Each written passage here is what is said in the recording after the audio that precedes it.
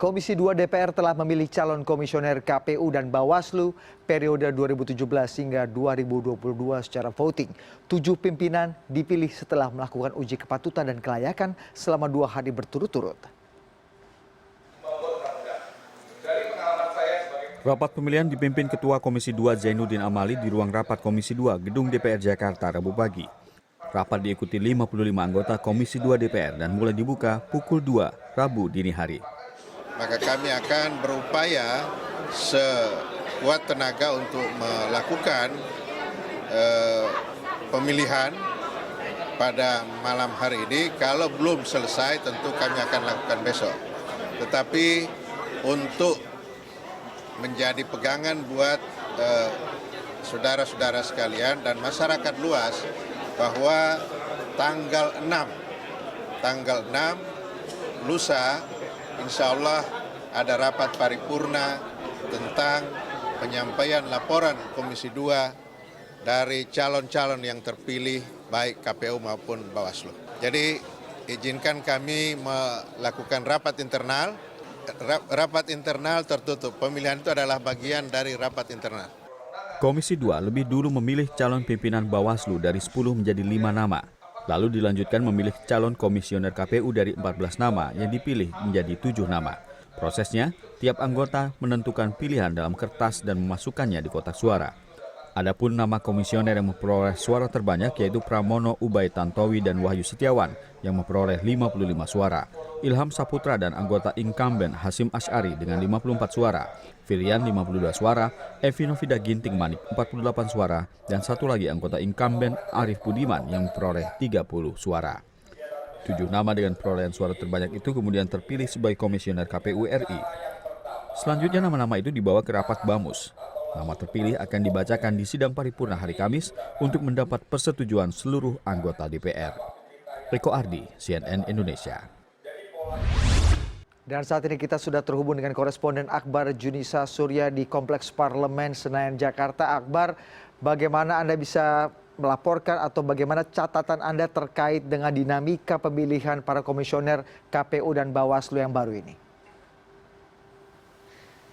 Ya, selamat sore Budi. Memang setelah melalui proses yang cukup panjang dari sekian banyak calon komisioner KPU dan Bawaslu, Komisi 2 DPR akhirnya semalam sudah memutuskan memilih 7 komisioner KPU dan 5 komisioner Bawaslu melalui mekanisme voting. Dan sepertinya Komisi 2 DPR sendiri memiliki catatan-catatan tersendiri apa harapan mereka terutama terhadap komisioner KPU dan Bawaslu yang baru saja melalui uji kepatutan dan kelayakan. Untuk menggali lebih dalam lagi, saya sudah bersama dengan salah satu anggota Komisi 2 dari fraksi PAN yaitu Yandri Susanto. Kita akan bertanya lebih lanjut. Selamat sore Bang. Bang Yandri, kemarin sudah melalui mekanisme voting akhirnya terpilih komisioner KPU dan juga Bawaslu. Dari Komisi 2 sendiri sebenarnya ada catatan-catatan apa? Kalau kita lihat dari sekian banyak calon, terutama dari calon incumbent, hanya ada 2 dari KPU Pusat yang akhirnya dipilih oleh Komisi 2. Sebenarnya ada catatan apa Bang yang Komisi 2 ingin tekankan? Iya, memang selama 2 hari kita melakukan fit and proper dari semua calon komisioner, apakah itu 14 nama untuk KPU dan 10 nama untuk Bawaslu, semua kita serius, masing-masing anggota Komisi 2 juga memperdalam, mempertajam selama proses fit and proper. Nah, salah satu memang konsentrasi kita, misalkan kenapa selama ini masih banyak persoalan-persoalan kepemiluan, misalnya masih banyak kecurangan, kemudian masalah daftar pemilih dan lain sebagainya. Nah, itu yang kita pertajam, bagaimana komitmen para calon yang akan kita pilih itu menjadi catatan mereka ketika mereka nanti sudah terpilih melaksanakan apa-apa yang sudah kita tanyakan itu menjadi bagian dari tanggung jawab mereka nanti ketika mereka diberi amanah. Nah, setelah itu memang kita diberi tugas oleh konstitusi, oleh undang-undang untuk memilih dari 14 nama menjadi 7 nama untuk KPU, 10 nama Bawaslu menjadi 5 nama untuk Bawaslu. Nah, oleh karena itu setelah kami saring, kemudian kami betul-betul lihat orang per orangnya, jejak rekamnya, pengalamannya, integritasnya dan sebagainya yang dipersyaratkan untuk seseorang menjadi anggota KPU dan anggota Bawaslu yang akan mengawal kepemiluan nanti. Nah, tadi subuh kami sudah memilih 7 nama untuk KPU dan 5 nama untuk Bawaslu. Saya kira kalau saya melihat apa yang dihasilkan oleh Komisi 2, kami berkeyakinan bahwa para komisioner ini mampu dan bisa ataupun sanggup punya kecakapan untuk melaksanakan kepemiluan 2019 yang nanti pertama kali kita akan menggabungkan keserentakan pemilu presiden dan pemilu legislatif termasuk pilkada serentak tahun 2018. Nah, memang kita punya strategi juga bagaimana tim ini bekerja dengan baik. Nah, oleh karena itu kami mengambil sebagian incumbent dan sebagian yang baru. Ya kan, dari 5 KPU pusat incumbent kami ambil 2, Saudara Arief dan Saudara Hasyim Asyari.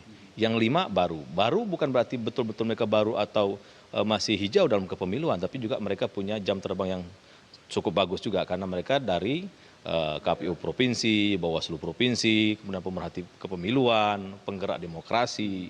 Nah, itu menjadi catatan kami semua sehingga tim ini kami harapkan yang lama bisa mentransfer pengalaman-pengalaman kemudian kerja-kerja yang masih tersisa itu bisa dibarengkan dengan hal yang baru. Nah, kalau itu kita lakukan maka kita meyakini tidak ada tahapan ataupun waktu yang kosong atau kekosongan kebijakan, kekosongan kegiatan dari penyelenggara pemilu apakah itu Bawaslu KPU karena yang lama sebagian kita pertahankan, yang baru kita masukkan gitu Mas. Saling berkolaborasi. Ya. Bang, pertanyaannya sekarang dalam RUU Pemilu ini kan ada rencana untuk menambah jumlah komisioner. Ini akan seperti apa nanti mekanismenya kalau ini sudah ternyata diketok, penambahannya akan seperti apa? Ya, memang dalam pembahasan RUU Pemilu di Pansus 10 fraksi bersama pemerintah ada semacam kecenderungan ya memang belum diketok di paripurna kan belum menjadi undang-undang karena kita melihat pemilu 2019 itu berbeda dengan pemilu yang lalu karena tadi saya bilang bebannya berbeda. Pilpres dan pileg dibarengkan itu artinya beban bertambah kemudian orang-orangnya juga mungkin harus ditambah tapi ini belum menjadi keputusan. Nah, nanti kalau misalkan diputuskan betul-betul ada bertambah sudah kita bahas juga akan dibentuk pansel baru. Karena kita dalam RUU Pemilu yang sedang kita bahas ini kualitas calon komisioner apakah itu Bawaslu dan KPU juga kita perbaiki persyaratannya dari segi umur, pengalaman dan sebagainya termasuk mungkin pendidikan. Kemudian dari sisi nanti apakah caranya mengambil yang lama atau yang baru kita minta juga panitia seleksi yang baru. Nah, panitia seleksi yang baru nanti kalau misalkan diberi amanah oleh undang-undang yang akan kami sahkan nanti bukan memakai yang lama, pansel yang lama, tapi kita minta pemerintah untuk membentuk pansel yang baru. Nah, kita juga memperhatikan misalnya keterwakilan perempuan dan lain sebagainya. Jadi, kalau benar-benar nanti ada penambahan, kita akan melakukan hal-hal yang baru juga, termasuk panitia seleksinya. Oke, artinya apakah ketika RUU Pemilu ini diketok kemudian ada penambahan jumlah komisioner ini akan direvisi kembali atau seperti apa?